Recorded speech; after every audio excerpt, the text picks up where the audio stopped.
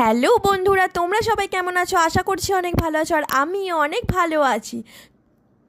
আজকে জানো তো, আমাদের বাড়ির পাশে ফলহারিণী কালী পুজো আছে।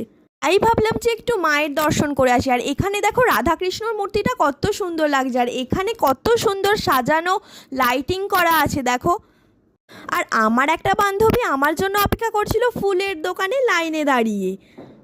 কালী পুজো আর বৃহস্পতিবার বলে ফুলের দোকানে কত লাইন পড়েছে। আর এখানে দেখো আমার বান্ধবীটাকে হাই করছিলাম, আর ও বলল যে চল আর একটা জায়গাতেও কালী পুজো হচ্ছে, তোকে আমি নিয়ে যাব। আর এখানে দেখো কত ভালো লাগছে লাইটিংগুলো, তাই আমি ভালোভাবে দেখে নিচ্ছিলাম যে কত সুন্দর করে সাজিয়েছে মণ্ডপটাকে। তারপর এখানে আমরা 15 মিনিট ধরে লাইনে দাঁড়ানোর পরে অবশেষে ফুল নিয়ে নিয়েছিলাম। আর এখানে দেখো এত ভালো লাগছে, মাকে কী সুন্দর ফুল দিয়ে সাজানো হয়েছে। আর আমরা তারপর চলে গেলাম মিষ্টির দোকানে মিষ্টি কিনতে। আর এখানে দেখো